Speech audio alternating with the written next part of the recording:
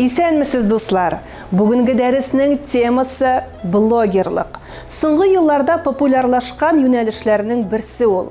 Күпләрегездә блогер булу теләге бардыр. Яхшы камералы телефон һәм син блогер дип уйлау дөресме икән? Блогерлык җиңел эшме? Блогер нәрсә эшли белергә тиеш? Бүген шул хакта сөйләшәбез. Блогинг үз блогыңны булдыру һәм аны алып бару күренеше. Кызыклы мәгълүматны даими рәвештә урнаштыру юлы белән аудитория туплау. Блогинг аерым кешеләр өчен дә, зур оешмалар өчен дә файдалы булырга мөмкин. Гадәти кешеләр блог алып баруны яраткан шөгыль дип кабул итә. Үз тормышлары хакында сөйләү, кызыклы фото-видеолар белән бүлешү, файдалы дип тапкан мәгълүмат белән уртаклашып, аларга канәгатьлек китерә. Шул рәвешчә алар фикердәшләр һәм дуслар таба. Ә менә экспертлар өчен блогинг ул шәхси брендларын үстерү мөмкинлеге. Алар үз эшчәнлекләрен күрсәтеп, өстәмә клиентлар, партнерлар һәм эш бирүчеләрне җәлеп итә.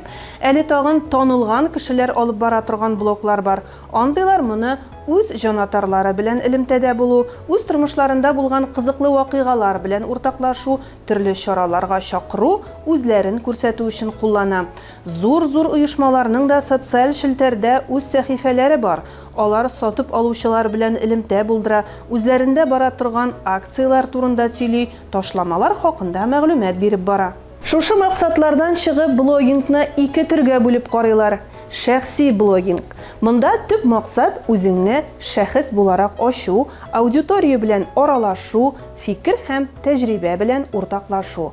Алар акча эшләүне максат итеп куймый, әмма кызыклы мәгълүмат һәм караучылар саны арту белән мондай авторлык блоглары кирем китерә башларга да мөмкин. Бу блог авторының үзеннән тора. Коммерция максатыннан булдырылган блог исә монетизация, ягъни акча эшләүдә кулланыла. Биредә караучылар санын арттыру өчен төгәл план төзелә. Аудитория билгеләнә, аларның яше, һөнәре игътибарга алына. Шуннан чыгып, нинди контент кызык булачагы турында уйланыла һәм шул эштәлектәге мәгълүмат урнаштырыла. Блогны карап баручылар артсын һәм аның авторы үз алдына куйган максатларга ирешсен өчен ниләр эшләргә кирәк соң? Максатчан аудиторияны билгеләү. Иң беренче эш итеп җиткерәсе мәгълүматның нинди кешеләргә тәгаенләнгәнен ачыклау кирәк. Сез булдырган контентны кемнәр укып барачак? Аларның яше күпме, белемнәре, һөнәрләре нинди, кызыксынулары, борчулары бармы? Менә шушы сорауларга җавап алынгач, блогны булдыру өчен мәйданчык сайлана. Бу бик мөһим, чөнки яшьләргә каралган аралашу мәйданчыкларында өлкәннәр юк, өлкәннәрнекендә яшьләр юк. Икенче мөһим әйбер ул контент. Икенче төрле әйткәндә, сәхифәдә урнаштырылучы мәгълүмат. Ул бер төрле эштәлектә булса яхшы. Әлбәттә, бер блогта яшәешнең төрле өлкәләрен кулачлап була. Син сәяхәтләр, ашарга пешерү осталыгы, психология буенча белемнәрең белән уртаклаша аласың. Әмма сәхифәне карап баручыларның башын бутамас өчен төгәл бер тема сайлап алсаң яхшы булачак. Тагын нәрсәләргә игътибар итәргә кирәк? Сәхифәдәге язмаларның даимилеге. Мәгълүмат сирәк куелган очракта караучыларны югалту ихтималы бар. Аларны кире кайтару җиңел булмаячак. Контент сыйфаты. Блогерлар арасында көндәшлек тә юк түгел. Шуңа күрә фото-видео материалларның сыйфатын, язмаларының эчтәлеген һәр даим игътибар үзәгендә тотарга онытма. Язылучылар белән көне-төне элемтәдә булырга тырышыгыз. Һәр килгән хатны укып, җавап кайтару мөһим. Танылган блогерлар көненә 5, 10, 15 сторис куярга киңәш итәләр.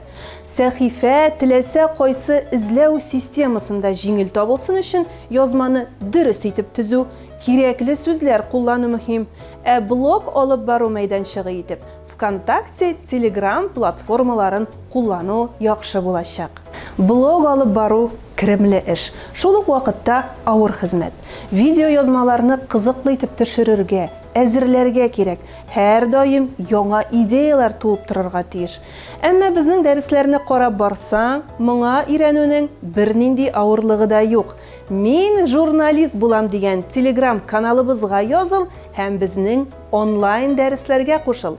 Бүгенгә мин сезнең белән сау булашам.